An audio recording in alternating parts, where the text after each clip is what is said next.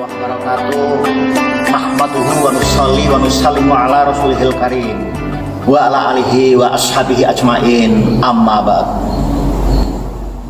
Pemirsa dimanapun Anda berada yang dimuliakan Allah Subhanahu wa ta'ala, berkaitan dengan bid'ah ada satu kata kunci yang harus kita sepakati bersama, bahwa tidak semua perkara yang tidak dilakukan oleh Rasulullah adalah bid'ah. Pada kesempatan ini kita mencoba akan mengupas 4 hal seputar bid'ah. Yang pertama, pengertian bid'ah. Kemudian yang kedua, pendapat ulama tentang bid'ah. Kemudian yang ketiga, studi kasus. Dan yang keempat, bagaimana kita mensikapinya. Bid'ah secara lughatan atau secara etimologi adalah membuat sesuatu yang baru. Sedangkan bid'ah menurut istilah atau secara terminologi syar'i adalah suatu istilah untuk jalan agama yang dibuat-buat menyerupai syariat, yang dimaksudkan ketika menempuhnya adalah untuk berlebihan dalam beribadah kepada Allah. Pendapat ini dikatakan oleh Imam As-Shatibi di dalam kitab Al-I'tisam juz 1 halaman 34.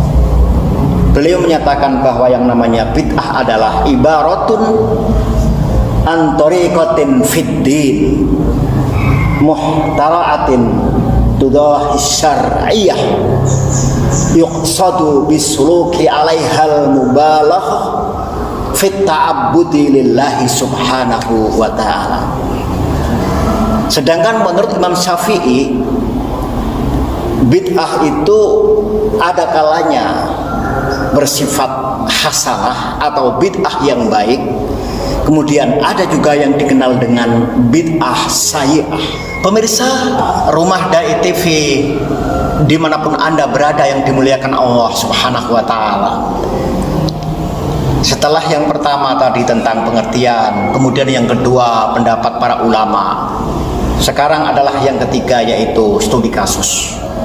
Pada zaman Rasulullah ketika sholat berjamaah, sewaktu i'tidal, Rasulullah mendengar ada salah seorang makmum atau sahabat, ya, dia membaca bukan seperti yang sering dibaca oleh Rasulullah. Sahabat tadi malah membaca Rabbana lakal hamdu hamdan katsiran thayyiban mubarakan fih. Dia baca tidak seperti yang dibaca yang sering dibaca oleh Rasulullah. Setelah selesai sholat, kemudian Rasulullah bertanya, siapa? Para sahabat diam. Mereka takut kepada Rasulullah, khawatir ditegur. Tapi apa yang terjadi? Rasulullah kemudian tersenyum seraya berkata, ketahuilah bahwa tadi ada 12 malaikat berebut mencatat kebaikan tersebut. Maka setelah itu sahabat yang merasa membaca, kemudian dia mengajukan diri, saya wahai Rasulullah.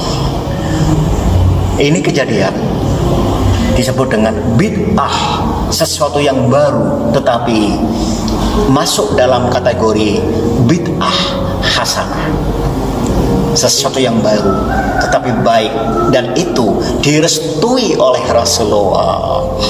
Kemudian yang keempat, bagaimana kita mensikapinya?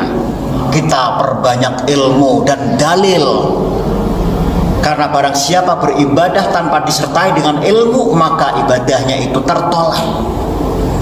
sebagaimana dikatakan dalam kitab Az-Zubab Jadi apabila kita beramal tetapi tidak ada rujukannya, tidak ada dalilnya, maka ibadahnya itu tertolak. Selanjutnya kita bertanya kepada ulama, kepada orang yang punya ilmu. Fas'alu ahla dzikri in kuntum la ta'lamun. Kalau kita merasa sebagai orang awam, tidak tahu banyak ilmu pengetahuan, tidak ngerti ilmu agama, tidak tahu bagaimana cara beramal yang baik, maka bertanyalah kepada orang yang ngerti, kepada ulama. Selanjutnya, kita tidak boleh tergesa-gesa beramal sebelum kita tahu persis dalil yang pasti, dalil yang qat'i. Dan yang terakhir adalah, dan ini penting, kita tidak boleh membid'ahkan orang lain. Jangan-jangan hanya karena kedangkalan ilmu kita, begitu melihat orang lain ternyata ibadahnya tidak sama dengan kita, maka kemudian mudah untuk menghujat, mudah untuk mencaci, mudah untuk membid'ahkan, dan mudah untuk mengkafirkan. Pemirsa yang dimuliakan Allah Subhanahu wa taala, itulah tadi 4 seputar bid'ah. Saya Gus Iskowi, Ustadz Trans 4. Wassalamualaikum warahmatullahi wabarakatuh.